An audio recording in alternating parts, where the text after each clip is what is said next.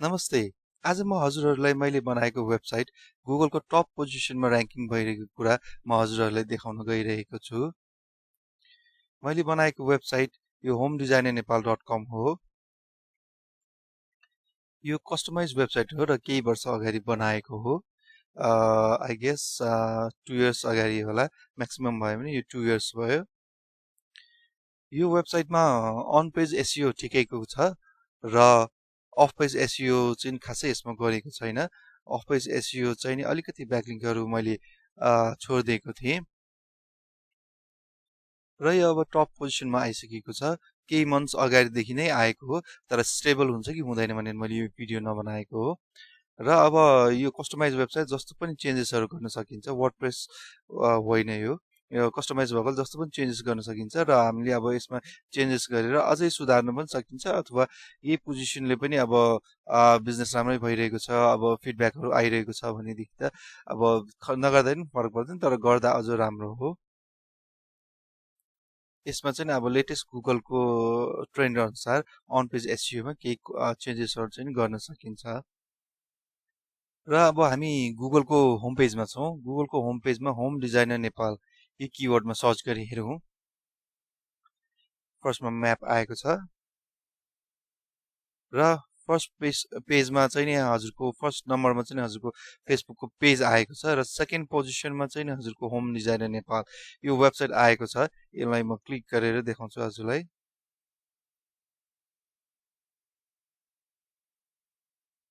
यो वेबसाइट भयो, त्यो होम पेज भयो र यो कन्ट्याक्ट पेज भयो। र हामी अब होम डिजाइनर नेपाल किवर्डमा त अब टप पोजिसनमै छौँ। अब अर्को किवर्ड हेरौँ, नेपाल होम डिजाइनर यसमा कस्तो छ। र नेपाल होम डिजाइनर किवर्डमा पनि यो फर्स्ट पेजमै छ, यो जुन धेरै नै राम्रो हो। फर्स्ट पेजमा यो first, second, third, fourth, fifth, six पोजिसनमा छ। यो फर्स्ट पेजको 6 पोजिसनमा। र त्यस्तै गरी अरू किवर्डहरूमा पनि चेक गरी हेरौँ। यसको चाइल्ड पेजेसहरू पनि छ। चाइल्ड पेजेसहरू कस्तो र्याङ्किङ गइरहेको छ यसको पनि हेरौँ। अरू किवर्ड जस्तै यो पेजको हेरौँ। र त्यो किवर्डमा पनि यो किवर्डमा पनि म्युनिसिपल ड्रइङ्स, घर जग्गा तथा नक्सा घर नक्सा तथा नगरपालिका पास सेवा, यो किवर्डमा पनि हजुरको first, second, third, fourth, first, second, third, fourth, fifth, six पोजिसनमा आएको छ। फर्स्ट पेजको 6 पोजिसन, जुन धेरै नै राम्रो हो। र हजुरहरूले हेर्दाखेरि कहिलेकाहीँ पोजिसन चाहिँ एउटा दुइटा तलमाथि चाहिँ हुन सक्छ। र यसैमा मैले एउटा किवर्ड पनि थप्छु, होम डिजाइनर नेपाल। यो किवर्ड पनि थपेँ। यो किवर्ड थप्दाखेरि चाहिँ टप पोजिसनमै आएको छ। र यसको चाइल्ड पेजेसहरूको स्ट्रक्चर देखाउँछु म। अहिले हाम्रो र्याङ्किङ भएको पेज यो हो। यो किवर्डमा र्याङ्किङ भएको पेज त्यही हो। त्यो यसको स्ट्रक्चर चाहिँ यस्तो छ। यसमा चाहिँ नि टाइटल ट्यागमा यो होम डिजाइनर नेपालमै छ, नेपाल नै छ। यसमा चाहिँ नि अब यो यही किवर्ड राखेर हाम्रो यही किवर्ड राखेर टाइटल ट्याग राख्दाखेरि मेटा डिस्क्रिप्सनमा पनि त्यही किवर्ड राख्दाखेरि चाहिँ नि अझै यो र्याङ्किङ हुने चान्सेस हाई हुन्छ। र यसमा टेक्स्ट पनि त्यति धेरै छैन, जुन यो टेक्स्ट थोरै मात्र छ। र त्यसपछि इमेज छ, 3टा इमेज छ। र यो टेक्स्ट पनि अलिकति बढाएर लेख्न सकिन्छ। र त्यसपछि यो टाइटल ट्याग र 3टा कुरा सुधार्दाखेरि चाहिँ अझै माथि जान सकिन्छ। हुन त यो पोजिसन पनि त्यस्तो नराम्रो त होइन, तैपनि अब यो अहिलेको गुगलको लेटेस्ट ट्रेन्ड अनुसार यो गुगलको अब एल्गोरिदम त चेन्ज भइरहन्छ कन्टिन्यू। र यो अहिलेको लेटेस्ट एल्गोरिदम अपडेट अनुसार यसरी गर्दाखेरि चाहिँ हजुरको यो साइट चाहिँ अझै बेटर हुन सक्छ। त्यस्तै गरी अरू चाइल्ड पेज एउटा हेरौँ, ल्यान्डस्केप एन्ड गार्डन डिजाइन। यो किवर्डमा landscape and garden design in Nepal, यो किवर्डमा हामीले फर्स्ट पेजमा भेटेनौँ। त्यसपछि सेकेन्ड पेजमा चेक गरी हेरौँ, सेकेन्ड पेजमा पनि भेटेनौँ। र थर्ड पेजमा चेक गरौँ। थर्ड पेजमा यहाँनिर भेटिएको छ, लास्टतिर भेटिएको छ। र थर्ड पेजमा भेटिनु पनि ठिकै हो। यसलाई अझै अलिकति वर्कआउट गरेर हामीले अगाडि लान सकिन्छ।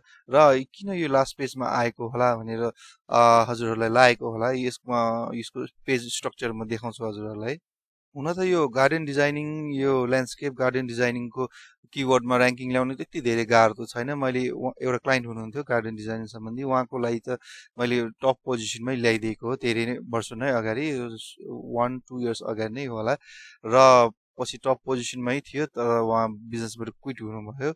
उहाँको Kathmandu garden designing or something त्यस्तै किवर्डहरूमा माथि थियो।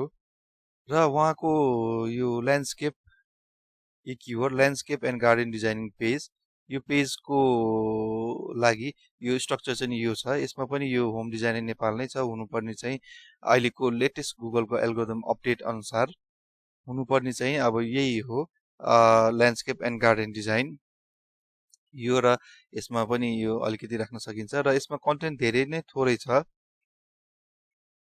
जस्तै कि यो कन्टेन्ट धेरै नै थोरै छ र अहिलेको अपडेट अनुसार यो H3 ट्यागलाई हटाएर H1 ट्याग पनि राख्न सकिन्छ। केही माइनर चाहिँ यसले पनि फरक त पर्दैन, तर थोरै थोरै फरक हो कि होइन जस्तो हुन्छ। तर अहिलेको अपडेट अनुसार H3 को सट्टा H1 राख्दाखेरि बेटर रिजल्टहरू आउँछ भन्ने सुनिन्छ।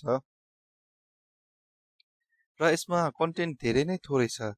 यो 1 लाइनको कन्टेन्ट छ, ओन्ली 1 लाइनको कन्टेन्ट। यो 1 लाइनको कन्टेन्टले पनि पेज 3 मा आएको रहेछ भन्दाखेरि यसमा अझै कति अलिक कन्टेन्ट थपेर, यसमा इमेजेसहरू चाहिँ कि 2टा इमेजेस छ, अलिकति कन्टेन्ट थप्दाखेरि यो अझै बेटर हुने हाई चान्सेसहरू छ।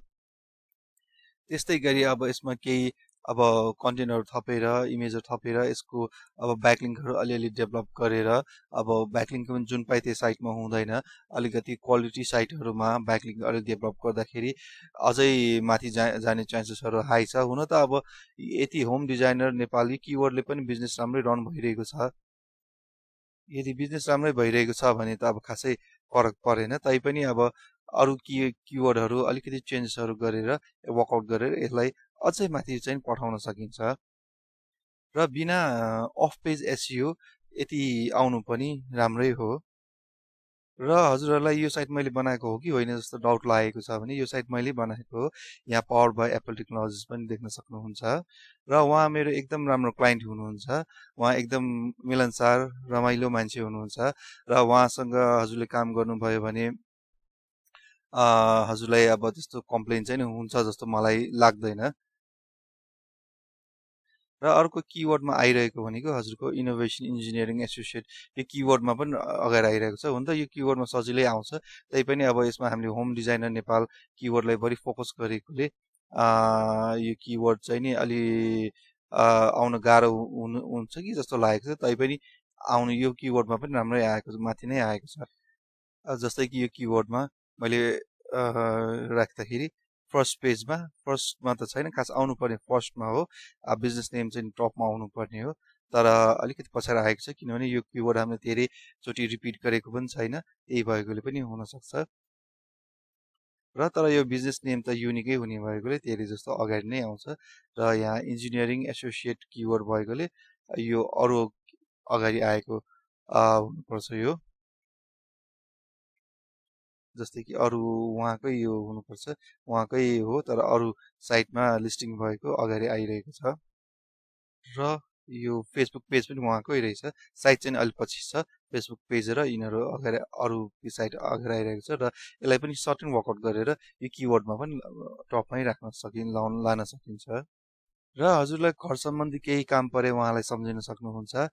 र उहाँको वेबसाइट यो हो, कन्ट्याक्ट एड्रेस यहाँ छ, इमेल एड्रेस पनि यहाँ छ। र उहाँको अफिस मेपीमा हो। लास्ट टाइम मैले भिजिट गर्दाखेरि मेपीमा थियो, अहिले पनि त्यही छ। र एकदम रमाइलो मान्छे हुनुहुन्छ, मजाको मान्छे हुनुहुन्छ। र त्यस्तै गरी हजुरलाई वेबसाइट र एसइओ सम्बन्धी केही काम परेमा मलाई सम्झन सक्नुहुन्छ। मेनली मैले वेबसाइटको काम गर्छु। वेबसाइट डिजाइनिङ, डेभलपमेन्ट र प्रमोसन र सोसल मिडिया हो। र त्यो बाहेक अरू सर्भिसेसहरू पनि म प्रोभाइड गर्छु। र आजको लागि यति नै। हजुरहरूलाई केही आइटी सम्बन्धी क्वेसनहरू, केही सब्जेक्टहरूमा केही क्वेसनहरू भएमा मलाई कमेन्टमा सोध्न सक्नुहुन्छ, अथवा कमेन्ट अथवा मेसेज गर्न सक्नुहुन्छ। Thank you for watching.